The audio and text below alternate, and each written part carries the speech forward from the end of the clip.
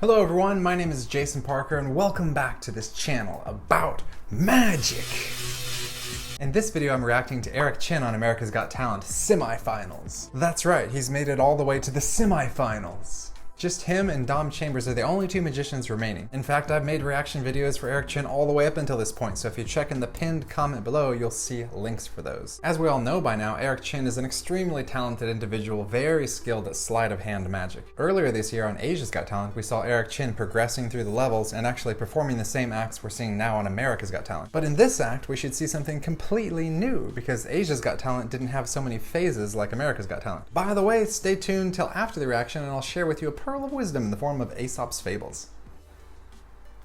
Okay, let's just jump right into it and see what Eric has in store for us. Backstage right now, a magician is waiting to pull off the best illusion of his life. The pressure's on for Eric Chien when we come back. And now we're back.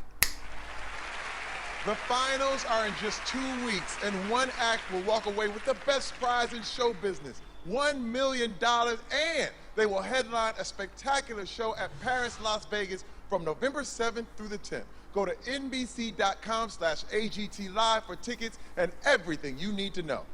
Now, here's a magician who split the judges last week. Tonight, he needs to wow the whole country to make it to the finals. He's Eric Chien. Magic is my life. Magic is my life. Ever since I can remember, I wanted to be a magician, and I thought I was on my way. Until last round changed everything. I'm getting a little bit bored of the close-up magic. That didn't wow me, I'm afraid. I was in shock. I thought I was going to go home. The next act going into the semifinals is Eric Chien!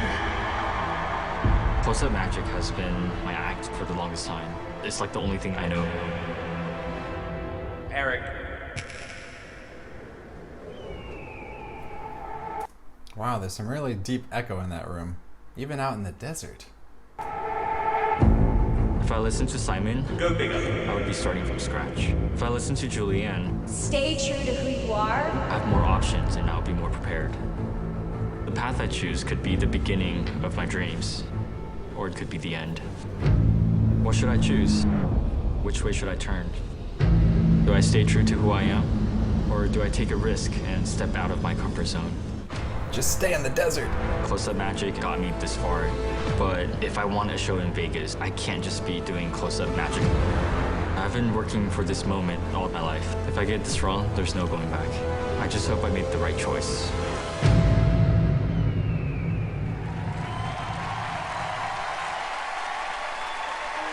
Looks pretty big. Or not.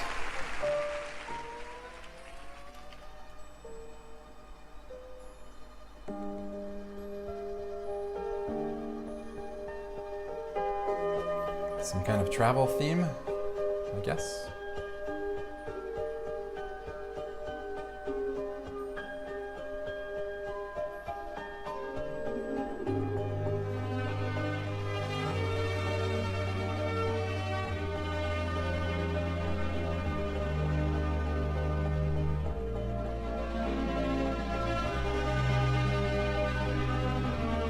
That was unfortunate that chose to cut to a different camera angle right as he was handing the cards from one hand to another. From what I've seen Eric Chien do before, I know he's definitely capable of having done something at that moment. It's just frustrating AGT would choose that moment to cut because we're not experiencing it like the people at the live show. But then the second thing I wanted to say is when he changed that photograph in his hand and suddenly there was a picture there, that looked really cool. I mean, it's some kind of color change, maybe a Cardini change, but watching him do it, I'm just not sure because he's so good and it was so quick, it just changed. Proceeding.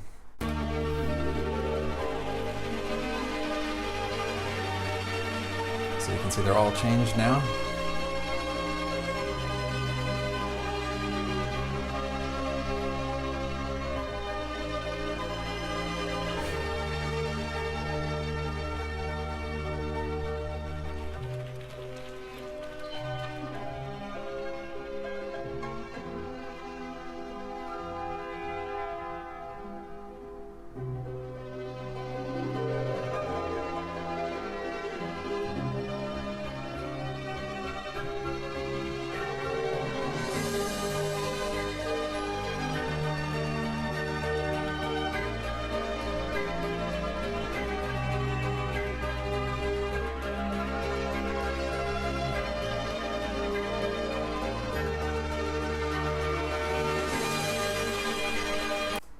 So he did the same kind of thing there, I guess. Maybe it was a Cardini change, I'm not really sure. But I have a suspicion that something actually went wrong there. Correct me if I'm wrong, but I would think that at first you're supposed to see the normal Mount Rushmore, and then he would do a magic gesture and make the judges' faces appear. Because at least to me, it's a little strange that he starts off with this abnormal photoshopped picture. I think maybe during the rehearsal, the photos got out of order and he forgot to put them back in order. That's why I'm saying I think it was a mistake. And secondly, I want to make a comment about that map coming out of the bag. Yeah, the map was too big to be in the bag, but I don't know if it was dramatic enough to really seem like mind-blowing. Maybe it should have been like a longer map. Anyway, it was still a fun idea, and I guess it's just something extra to go along with the whole routine. Back to the video.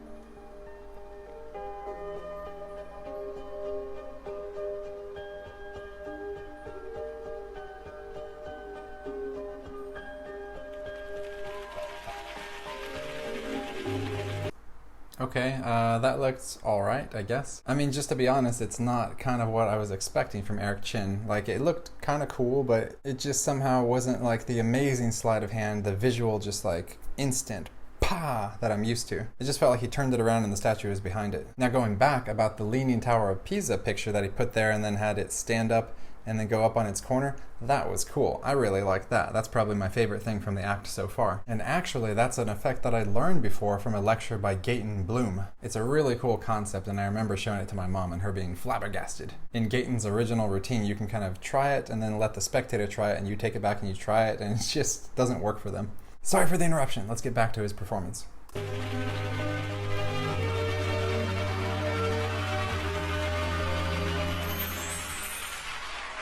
I mean, we didn't get to see that happen at all, right?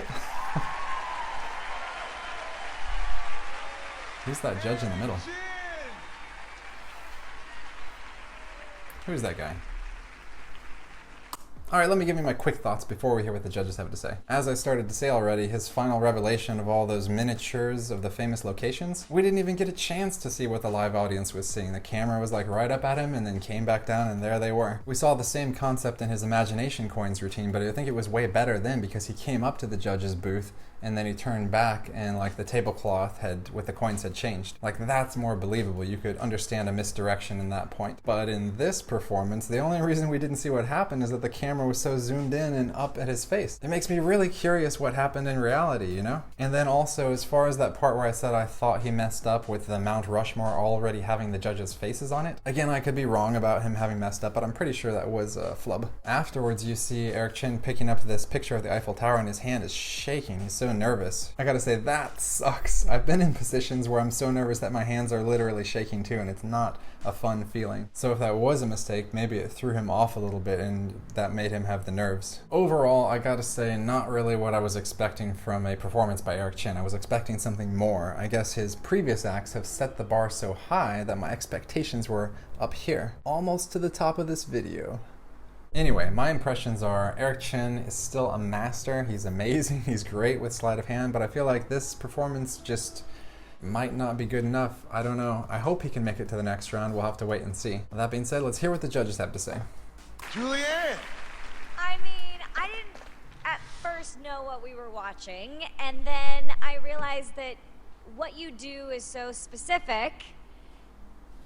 I don't know, I'm a little confused, I gotta be honest. I do think that that was a massive reveal at the end, but I don't know, can somebody go before me? I don't know, I have to process.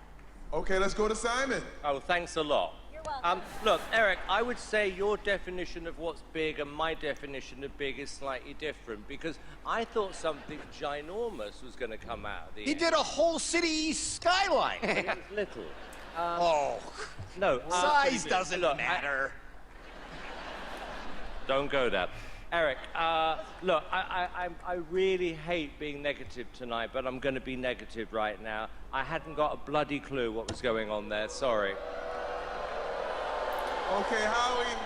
You know what? I'm going to be honest with you. It might be confusing for us because the people at home should know there are cameras between you and us, so we have to watch it way up on a monitor. I thought you're probably one of the best close-up magicians I've ever seen in my life. That being said, your presentation is very, like, you don't let us know. You look more confused, like you make something appear and you go, oh. That's like, did you hear how good my judging is? But I think you're one of the best I've ever seen. Thank you so much. Gabrielle, your thoughts? I mean, listen, your fellow competitors, other magicians call you one of the best magicians in the world. And I'm going to lean on them right now. So I think perhaps we were all a little confused, but it also has to do with our vantage point, and it is kind of hard to see. At the end of the day, you pulled out something that was unreal, that we've never seen before. So let's go with that. There's a whole city. All right, good luck tonight, Eric. Listen, Eric wants to go to the finals, and you can make that happen. You have a lot of votes to use. You can vote up to 10 times for each act with each voting method. When we come back... All right, now I'll go ahead and give you my closing thoughts. Yeah, so that kind of sucks for Eric. It seems like this was not his best performance, and that's kind of what the judges were saying as well. I agree, Eric is one of the best sleight of hand masters we've seen in a long time, but you have to be objective when you look at the act, and I've got to say maybe that wasn't the best act he's performed. Also, I thought for sure something was going to happen with that blue globe he'd set on the side of the table. I was really waiting for some kind of magic with that. Maybe just like bust it open and Rubik's Cubes and candy fly out everywhere, or something like that. When I got another look at those miniatures he had on the table there at the end, I was thinking, wow, like it would be actually hard to get them all switched onto the table without anyone noticing. And I would love to see what that looks like if it were a live show. You know, if he really misdirects you and you look back and there's like 15 of these like structures on the table, it's kind of then actually pretty amazing. Like, how did he do that? But with the zoomed in camera and then just panning down, like you really don't have that feeling of amazement anymore. So anyway, people will vote and we'll see if Eric Chien makes it on to the next level. If I had to be a betting man, I would say he's probably not gonna make it, even though I do hope he does make it because I love watching him perform. Anyway, it's too bad that it went down like that. But there's not much more to say, and I guess it's time for Aesop's Fables. I don't know, I still feel a little bummed about Eric's performance. I really hope he does make it on to the next level, because I think I don't know, I just feel like he deserves to be a winner of America's Got Talent. What about you? Comment below. I think he just had a bad performance this time, and that's it. You know, and if it's based off of the audience members' votes, maybe enough people have faith in him that he can do better, that they'll carry him through to the finals. We shall see. Anyway, time to pick a fable, and we will go with this one, the quack frog. And there's a close-up for your viewing pleasure. You can really see that frog quacking. Okay, time to get serious. The Quack Frog, Chapter 65. Once upon a time, a frog came forth from his home in the marshes and proclaimed to all the world that he was a learned physician, skilled in drugs and able to cure all diseases. Among the crowd was a fox who called out, "You, a doctor? Why, how can you set up to heal others when you cannot even cure your own lame legs and blotched and wrinkled skin?" Hecklers, am I right? And the moral of the story is, physician, heal thyself. So I guess what it's saying is that you can't believe someone's an expert if they are lacking in this area they proclaim to be an expert in. I'm sure that could have been said much more smoothly. So that's just like when you go to the gym and you get a personal trainer, you want that trainer to be physically fit to believe that they'll be able to train you. Or for example, if you go to see the doctor and he's a frog, you're like, what the heck? You can't even speak English. Just croaking and ribbiting. That's ridiculous. I like this photo. There's like a whole party of animals there at that market. You can see that frog giving his hard sales pitch, and then the fox over there just mocking him. But if we were trying to apply this to our lives, I guess you can say, like, whatever your profession is, make sure you represent yourself well in that area. If you want people to believe you can do it, if you want to be hired, etc. And that's pretty much that with the story. Oh, and I've got some exciting news. I have almost hit 50,000 subscribers. I am like 80 subscribers away. It should happen by the end of today. That's really cool. It's a huge milestone and I'm very excited about that. So thank you. Thank all of you for helping to achieve this goal. I think I'm gonna do a live stream on Saturday to celebrate that, so everyone can join in and just go woohoo and spill champagne all over each other's bodies. Anyway, check my pinned comment below. I'll probably put a link there. And thank you so much for watching this video. If you enjoyed it, please tap the like button and subscribe if you want to see more magician reaction videos like this. I got a ton of them, as well as some magic tutorials and some deck reviews in case you want to watch me review decks of playing cards. I actually used to do those all the time, and now it's reactions all the time. So what do we get? Like, subscribe, notification bell. Make sure to click the notification bell. Anyways, that's probably got to be it by now, so I hope that you're having a wonderful week, and I'll see all of you next time.